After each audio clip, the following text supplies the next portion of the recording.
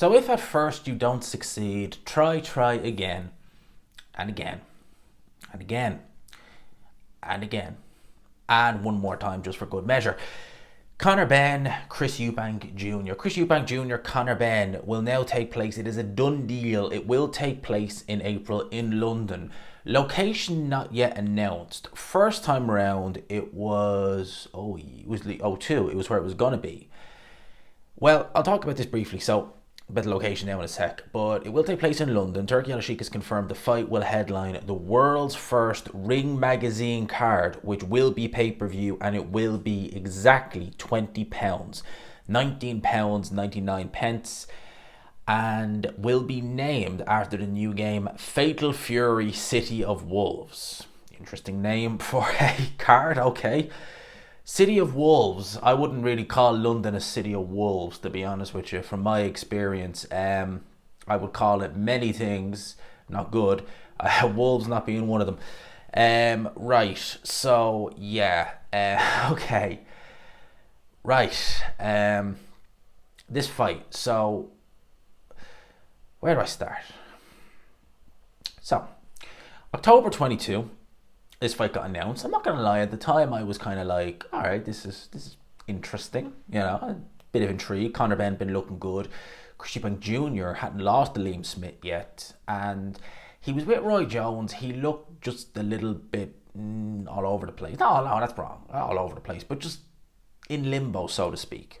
And I thought, okay, it's a bit of a strange fight, but it might be fun. And then we know what happened with Conor Benn, multiple failed drugs tests, and that can got kicked down the road for 2 years, during which time there was all this talk about we're gonna get this fight, we're not. Eubank goes and fights Liam Smith, loses, and then avenges that loss, then goes quiet for a year. Conor Benn fights in the States, in Florida originally, and then he fought in Las Vegas against that Peter Dobson guy about February time last year. So he'll be out of the ring over a year by the time this fight comes around, whereas Eubank will be out of the ring 6 months. So activity-wise, you would say, well, Eubank is going to be the more recent of the two, and that fight against Sarah Metton wasn't a particularly brutal fight or anything like that, nothing of the sort. So you'd imagine that both guys would be relatively fresh going into this fight. There was rumours that the fight's going to be at 160. Okay, fair enough. Conor Benn, come what, April actually, it will have been 3 years since he last made welterweight. I'll talk about that more in a wee bit, but apparently this fight's going to be at 160. I've heard rumours that it's going to be a rehydration clause now of £10. Now, I don't like that, first and foremost. And, you know, those saying, oh, well, Eubank should. Well, I've never liked rehydration clause to begin with. And second of all, whose fault was it that the fight didn't happen 2 and a bit years ago? It wasn't Chris Eubank Jr.'s fault. So if that's a concession he's had to make just to get this fight, that's ridiculous. You shouldn't have to make any concession. Realistically, like, if you're not the reason the fight fell apart and they're looking for you to make big concessions like that, it's not just as simple as, you know, oh, I want to walk to the ring first, or this, that, and the other, or my name first. That's a serious one, a £10 rehydration clause. Because I suspect that the fact of the matter was that the first fight was meant to be at £159, not 160, or the proposed first fight anyway, plus a rehydration clause. I believe it was £10 too. And Eubank looked absolutely drained. Well, he didn't weigh in, but he weighed in his own space, just to show that he could. And then he went straight into a training camp for Liam Smith. Man was probably dead still from having to do that. And that's only October, and he fought in January, so it's not a great deal amount of time in between the two cuts.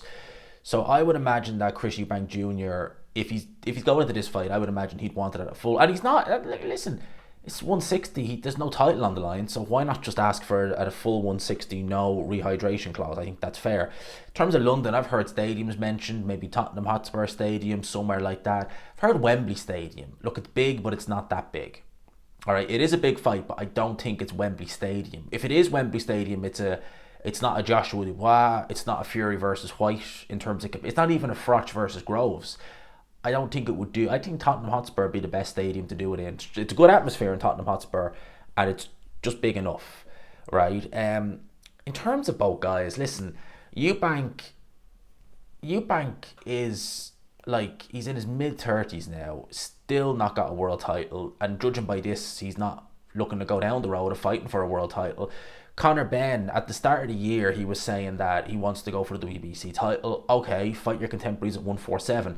By the time this fight rolls around and thereafter, it'll have been over 3 years since he's made 147. And some people could say, yeah, but he's not a big 147 pounder.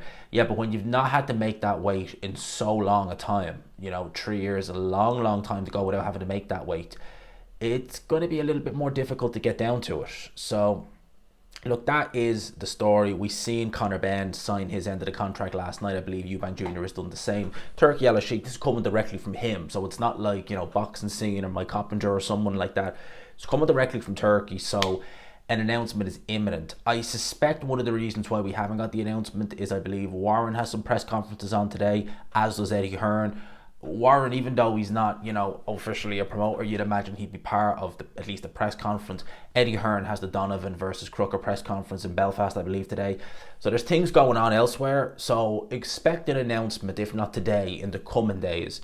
Most likely with a press conference very, very soon. But whether you like it or not, whether you agree or disagree, the fight is going to happen. Conor Benn, the British Boxing Board, that's all in the past. Well, in the past, that's all water under the bridge now, it seems. And yeah, this is the fight they're going to do.